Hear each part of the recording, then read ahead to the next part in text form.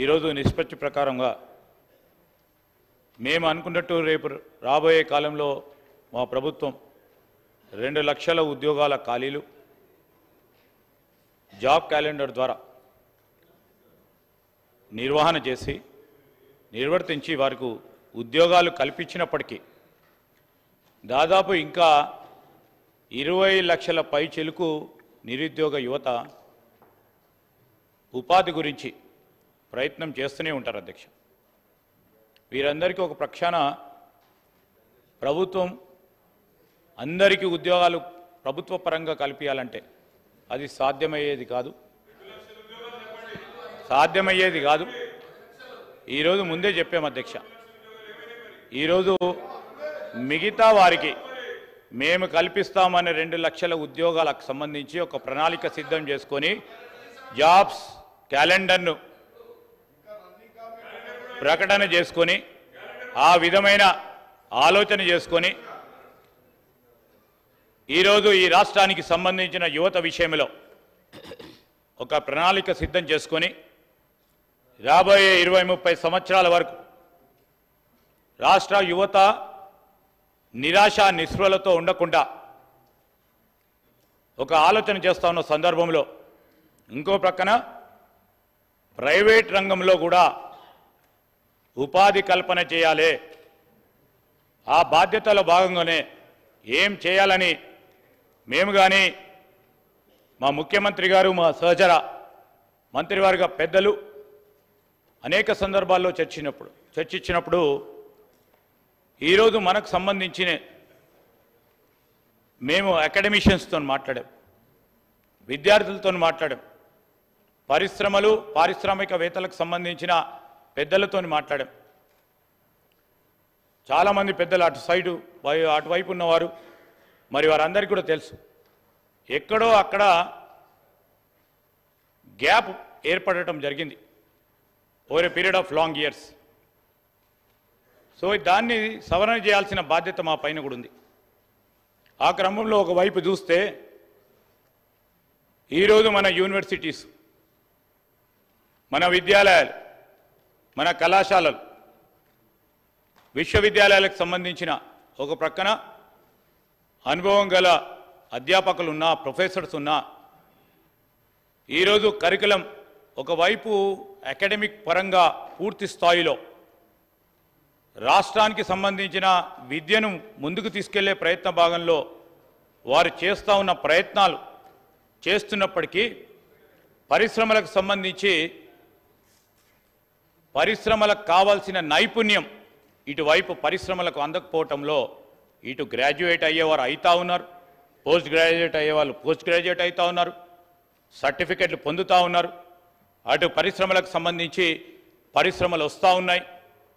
ఆ పరిశ్రమలకు సంబంధించిన నైపుణ్యాన్ని మార్కెట్లో కానీ ఈరోజు ఎవరైనా ఉపాధి గురించి చదువుకున్న యువతీ యువకులు పరిశ్రమలకు సంబంధించిన యాజమాన్యం దగ్గర పోయినప్పుడు ఆ నైపుణ్యానికి సంబంధించిన ఈరోజు మన విద్యాలయాలు, కళాశాలలు, విశ్వవిద్యాలయాలు సంబంధించి పాస్ అయిన మన గ్రాడ్యుయేట్స్కు ఆ నైపుణ్యం ఉండకపోవటం ఒక గ్యాప్గా గుర్తించి ఆ స్కిల్ గ్యాప్ని మనం బ్రిడ్జ్ చేయాలి.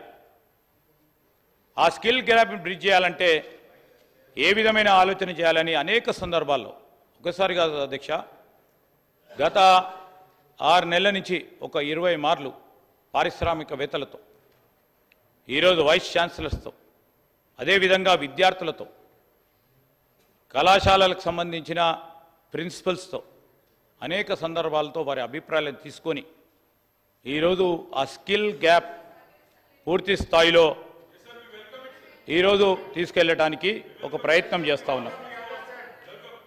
దాని క్రమంలోనే I tell finer points of it. మీతో అర్థమైన మా సభ్యులకు కూడా అర్థం చేయాలా. మీరంతా అనుభవజ్ఞులు, మీకు అయినప్పుడు సార్ నేనేం కోరుతా ఉన్నాను, ఈరోజు తెలంగాణ ప్రభుత్వం హైదరాబాదులో ఓ యంగ్ ఇండియా స్కిల్ యూనివర్సిటీ తెలంగాణను ప్రతిపాదిస్తూ ఉన్నాం. నైపుణ్యాలు మరియు ఉపాధి అంతరాలను పరిష్కరించడానికి ఒక ప్రత్యేక సంస్థను ఏర్పాటు చేయడానికి ఆలోచన చేస్తూ ఉన్నాం. విశ్వవిద్యాలయం రాష్ట్ర యువతకు ఉపాధి కల్పిస్తుంది, రాష్ట్ర వృద్ధిని ఆర్థిక వృద్ధిని పెంచుతుంది మరియు తెలంగాణలో మరిన్ని పరిశ్రమలు మరియు పెట్టుబడులను ఆకర్షిస్తుంది. ఇది విన్ విన్ సిచ్యువేషన్ విద్యార్థులకి పరిశ్రమలకు. యూనివర్సిటీ అన్ని సామాజిక మరియు ఆర్థిక నేపథ్యాల నుండి విద్యార్థులు మరియు పనిచేసే నైపుణ్యాన్ని అందించడానికి ఈ యూనివర్సిటీని విశ్వవిద్యాలయాన్ని ఏర్పాటు చేస్తా ఉన్నాం అధ్యక్ష. అభివృద్ధి చెందుతా ఉన్న పరిశ్రమ డిమాండ్ల కోసం విద్యార్థులను సిద్ధం చేయడానికి విశ్వవిద్యాలయం తరగతి గది అభ్యాసాన్ని ఆచరణాత్మక పరిశ్రమ నేతృత్వ శిక్షణతో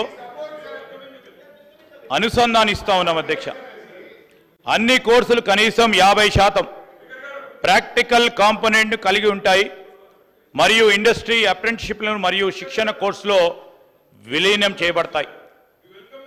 ఇది క్యారియర్ సంసిద్ధతను నిర్ధారిస్తుంది మరియు యూనివర్సిటీ గ్రాంట్స్ కమిషన్ యూజీసీ మరియు national council for vocational education and training NCVET నిర్దేశించిన విద్యా ఫ్రేమ్వర్క్లకు అనుగుణంగా ఉంటుంది.